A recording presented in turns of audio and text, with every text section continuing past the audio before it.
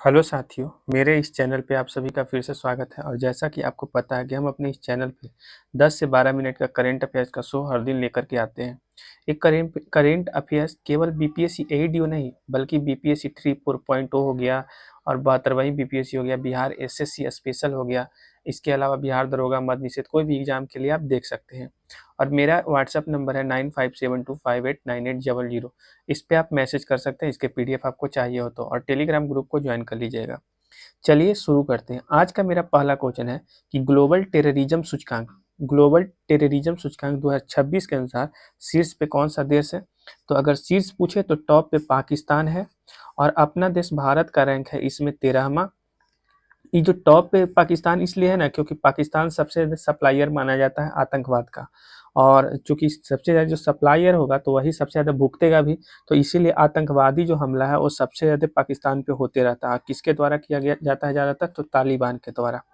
तो global terrorism सूचकांक के अनुसार सबसे शीर्ष पे कौन सा देश है, तो पाकिस्तान। भारत का रैंक इसमें कितना है, तो 13वां रैंक है।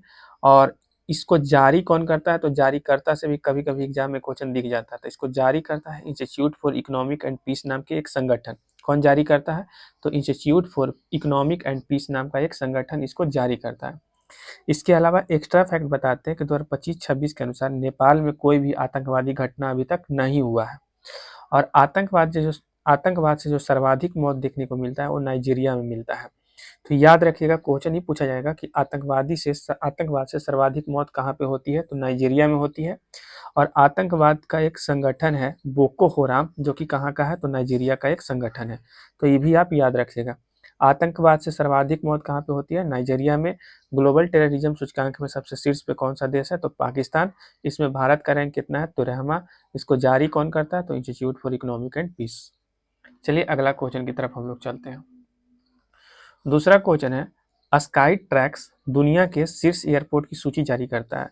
तो स्काई ट्रैक्स दुनिया के शीर्ष एयरपोर्ट की सूची जारी करता है। इसके तहत वर्ल्ड बिजिएस्ट एयरपोर्ट यानी विश्व का सबसे व्यस्तम एयरपोर्ट किसको माना गया है, तो चांगी एयरपोर्ट सिंगापुर, यानी सिंगापुर के चांगी एयरपोर्ट को सबसे व्यस्तम एयरपोर्ट का दर्जा दिया गया है।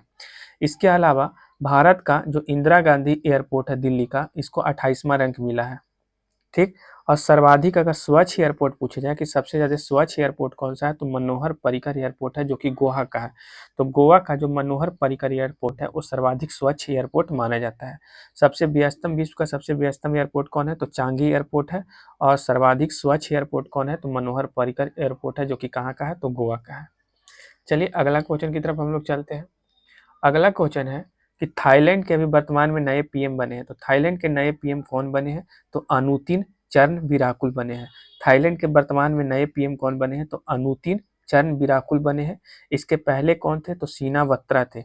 अनुतिन चरण विराकुल के पहले वहाँ थाईलैंड के पीएम कौन थे, तो सीना बत्रा थे।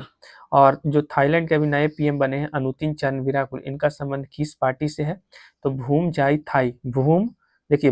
जाई थाई पार्टी से इनका संबंध है। तो ये तीनों फैक्ट याद रखिएगा। थाईलैंड के नए पीएम कौन थे, इसके पहले कौन थे, और जो नए पीएम है इनका संबंध किस पार्टी से है। तीनों पॉइंट हम बता दिए।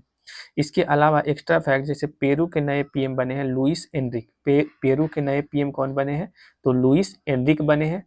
और चील के नए राष्ट्रपति बने हैं जोन्स एंटेनियो। हम पहले भी बता चुके हैं चील के नए राष्ट्रपति कौन बने हैं, तो जोन्स एंटेनियो। और कल के हम सीरीज में बताए थे कि उत्तर कोरिया के अभी नए डिक्टेटर किम जोंग बने हैं, जिनको 99.97% वोट मिला है।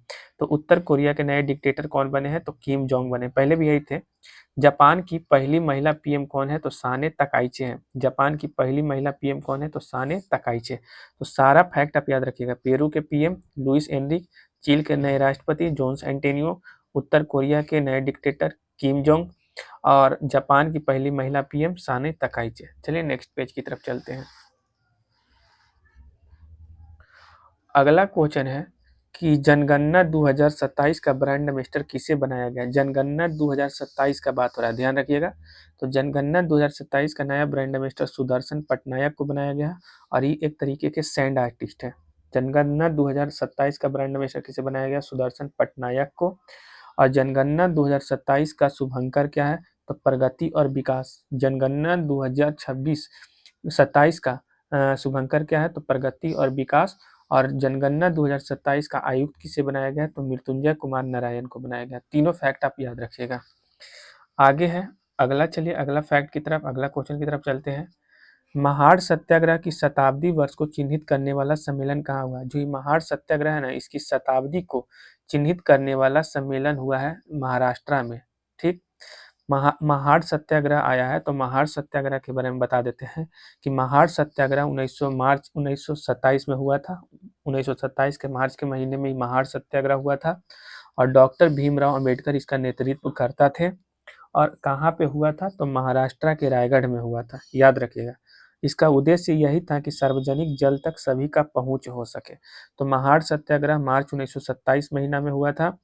किसके द्वारा, तो डॉक्टर भीमराव अंबेडकर के द्वारा। कहाँ पे हुआ था, तो महाराष्ट्र के रायगढ़ में हुआ था। इसका उद्देश्य क्या था, तो उद्देश्य यही था कि सबको सार्वजनिक जल मिल सके। महाराष्ट्र आया, तो महाराष्ट्र के बारे में बताते हैं। महाराष्ट्र की राजधानी है मुंबई। महाराष्ट्र का स्थापना हुआ था 1 मई 1960 को। और महाराष्ट्र का शीतकालीन राजधानी पड़ता है नागपुर। ठीक, तीनों याद रखिएगा। महाराष्ट्र की राजधानी मुंबई, स्थापना हुआ था 1 मई 1960 को, शीतकालीन राजधानी है इसका नागपुर। और इसमें महाराष्ट्र में जो लोकसभा का सीट है वो 48 है, राज्यसभा का सीट है 19, विधानसभा का सीट है 288 और विधान परिषद का सीट है 78। चारों पॉइंट याद रखिएगा, लोकसभा 48, राज्यसभा 19, विधानसभा 288 और विधान परिषद 78। चलिए अगला फैक्ट की तरफ चलते हैं, अगला क्वेश्चन की तरफ चलते हैं। एक है रिलीफ योजना। कौन सा योजना, रिलीफ योजना। तो रिलीफ योजना किसके द्वारा शुरू किया गया है, तो वाणिज्य एवं उद्योग मंत्रालय के द्वारा शुरू किया गया है। रिलीफ योजना किसके द्वारा शुरू करवाया गया है, तो वाणिज्य और उद्योग मंत्रालय के द्वारा। अच्छा, ये वर्तमान में वाणिज्य और उद्योग मंत्री कौन है, तो पीयूष गोयल है। अच्छा, ये रिलीफ योजना क्यों शुरू किया गया है, तो आपको पता है कि वेस्ट एशिया में अभी युद्ध या संघर्ष जैसा स्थिति है। इसके तहत हार्मुज जल संधि को क्या कर दिया गया, बंद कर दिया गया। अब जैसे ही हार्मुज जल संधि बंद हुआ तो भारतीय निर्यात इससे प्रभावित हो गया था। और इसी भारतीय निर्यात प्रभावित होने के कारण इसी को आसान बनाने के लिए, इसी सुविधा को आसान बनाने के लिए कौन सा योजना शुरू किया गया था, तो रिलीफ योजना शुरू किया गया था। तो सारा फैक्ट याद रखेगा। रिलीफ योजना लाया किसके द्वारा गया है, तो वाणिज्य और उद्योग मंत्रालय के द्वारा। अभी वर्तमान में कौन है, तो पीयूष गोयल है। खर्चा कितना पड़ा है, तो 497 करोड़ पड़ा है। क्यों लाया गया, तो वेस्ट एशिया में युद्ध या संघर्ष हो रहा है जिसके कारण हार्मुज जल संधि को बंद कर दिया गया।